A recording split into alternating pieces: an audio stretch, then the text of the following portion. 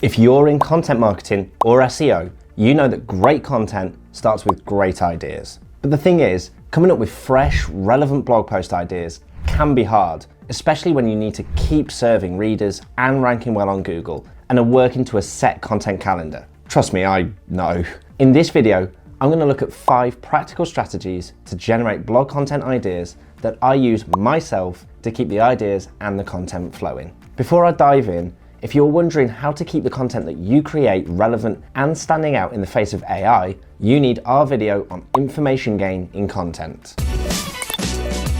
Right, with that out of the way, let's get on to the tactics. Competitor research. The easiest way to come up with ideas is simply to use someone else's. Your competitors are already out there creating SEO-friendly content, and the chances are you'll be creating the same sort of content. So why not see what's already working for them? I personally like to use Ahrefs, which has a top pages report for any domain. Enter a competitor's website, for example, a company in your niche, into Ahrefs' Site Explorer and go to the top pages report. This report shows which pages on that site get the most organic traffic. In other words, you can quickly see which blog posts or guides are attracting lots of search visitors for them. As a quick example, imagine you work in home gardening. You plug a competitor's domain into Ahrefs and notice that their post on the 10 best tomatoes to grow gets tons of monthly traffic. That topic clearly interests readers. You might be able to create your own angle, like the best tomato varieties for container gardens,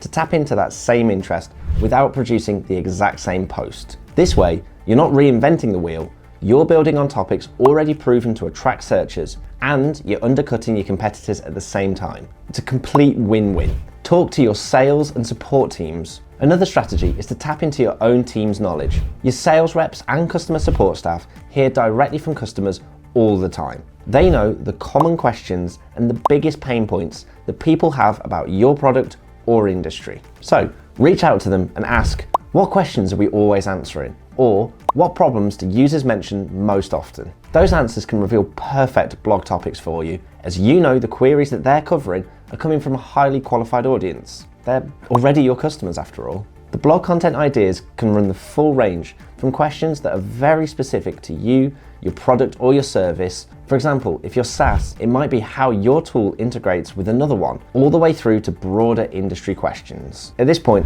I'll just take a quick moment to again remind you of the importance of information gain with your content. It isn't enough to just be answering questions, just reworking existing content. You have to go above and beyond with unique insights, data, or personal experience to make your content stand out.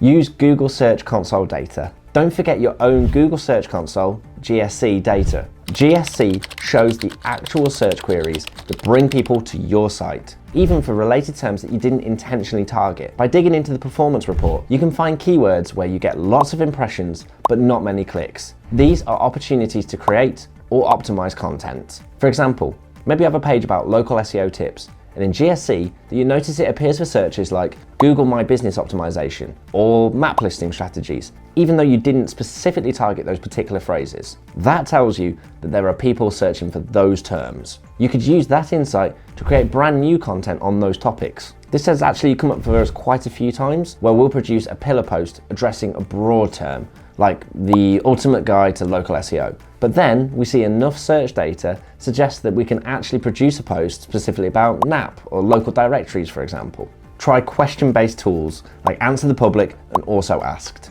There are great tools specifically for uncovering real search questions. AnswerThePublic and AlsoAsked gather frequently searched questions and topics. AnswerThePublic generates a visual or a list of questions related to your C keyword. AlsoAsked builds a map of people also ask questions. Both of these can spark tons of blog ideas. Using these tools helps you tap into exactly what real people are asking Google, so your content can directly answer those queries. Imagine you type meal planning into AnswerThePublic. It might surface questions like how to meal plan on a budget, or easy meal planning recipes. Each question is a ready-made blog idea. Or use AlsoAsked on a topic like graphic design tips, and you might see related questions such as how to improve logo design or best design for tools for beginners. Each of those is a potential article topic, or bundle a few of them together to make a great comprehensive piece. Explore Reddit and Quora. Finally, check out online communities where your audience hangs out. Reddit and Quora are full of real people asking questions in very specific niches. On Reddit, find subreddits that are related to your industry, like r/personal finance for finance, or r/fitness for health, or even r/SEO for us, and browse popular threads. Pay attention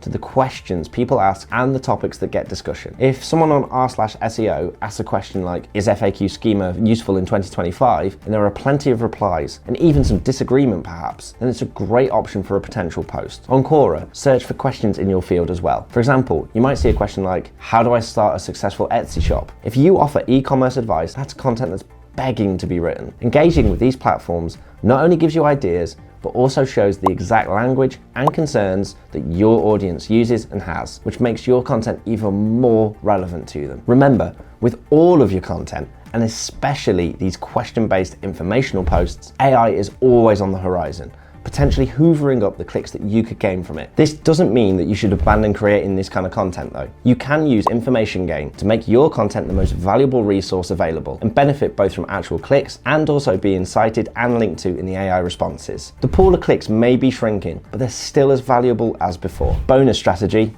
opinions. Okay, so the final point here does rely on you already having ideas, and I'm sorry about that, but it's about breaking out from SEO blog posts that are chasing keyword densities and search volume to producing genuine thought leadership using your own opinions. This will rely much more on your own social distribution, emails, and things like that, but it's a great way to leverage content marketing to build your brand and your personal rep at the same time. Those ideas and opinions that you have about the state of your industry, your personal experiences and experiments are perfect material for blog posts, even if they wouldn't appear on keyword lists or traditional SEO reports. Get out there and get creating. So to sum up, there are a wealth of ideas out there across competitors, your own community and customers, and external community questions. No matter where you source your content ideas from, make sure that you're giving your work the best chance of standing out with unique insights and genuine value for your reader. If you found this video helpful, be sure to hit the subscribe button and check out our blog for more SEO and content marketing tips. Thanks for watching and happy writing.